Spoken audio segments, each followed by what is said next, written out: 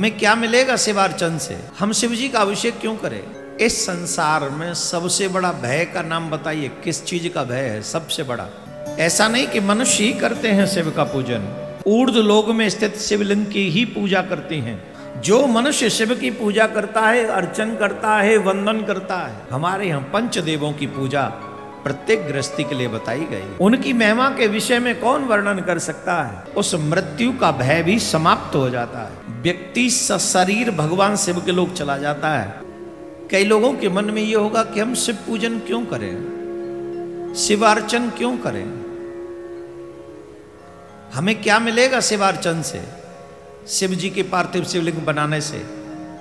या हम शिव जी का अभिषेक क्यों करें? हम क्यों पूजा में बैठे, कथा में जाते, अच्छी बात है, सुनिए।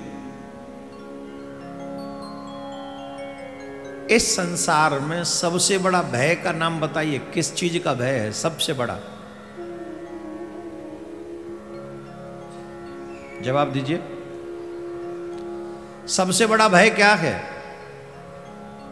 जीव को सबसे ज्यादा भय किससे लगता है? नहीं बताएंगे? हैं? इस सबसे बड़ा भय जो जीव का है, मनुष्य का है, उसका नाम है मृत्यु। क्या नाम है? मृत्यु। जीवन भर कमाओ, एक भय सताता रहता है, मृत्यु न हो जाए, नहीं तो इसका क्या होगा। कुछ भी पालो, कुछ भी प्राप्त कर लो, उसके बाद भी एक भय सताता है कि मृत्यु के बाद क्या होगा। बाबा भोलेनाथ ओम मृत्युंजय महारुद्र त्राहि मां शरणागतम् जन्म मृत्यु जरारोग्ये पीड़ितं कर्म बंधनैः।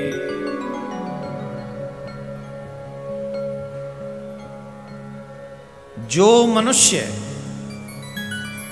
शिव का पूजन करते हैं, ऐसा नहीं कि मनुष्य ही करते हैं शिव का पूजन। शिव का पूजन ऋषि, देवता, गंधर्व, अप्सराएं ऊर्ध्व लोक में स्थित शिवलिंग की ही पूजा करती हैं। इस प्रकार शिवलिंग की पूजा होने पर भक्त वत्सल भगवान महेश्वर बड़े प्रसन्न होते हैं। प्रसन्नचित होकर वे भक्तों को सुख देते हैं। वे प्राणियों के शरीर में रहने वाले उनके मृत्यु रूप हैं तथा वे ही प्राण, अपान आदि वायु के रूप से देह के भीतर निवास करते हैं। उनके बहुत से भयंकर एवं उद्दीप्त रूप हैं जिनकी जगत में पूजा होती है। कई लोग इस विषय को जानते नहीं, पर विद्वान ब्राह्मण इसको जानते हैं। जिन्हें महाकाल कहा जाता है, वो महाकाल हैं।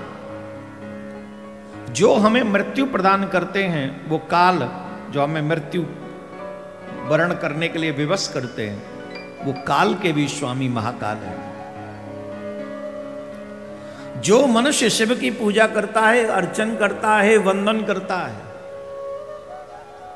वो दीर्घकालीन जीवन जीता है, वो रोगों से दूर रहता है। इसलिए हमारे यहां पंचदेवों की पूजा प्रत्येक गृहस्थी के लिए बताई गई है कि पंचदेवों की पूजा हमको हमेशा करनी चाहिए। अपने इष्ट के रूप में ही पंच देवताओं के स्वरूप को मानना चाहिए।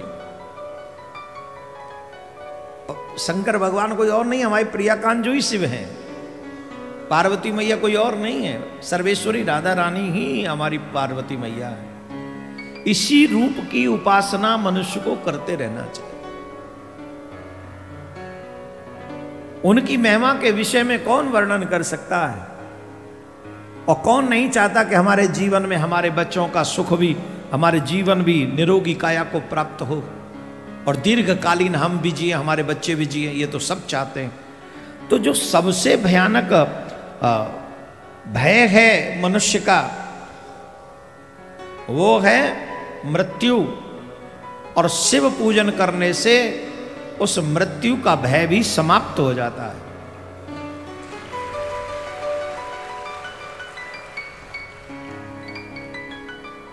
एक संख्या अभी मेरे दिमाग से उतर रही है,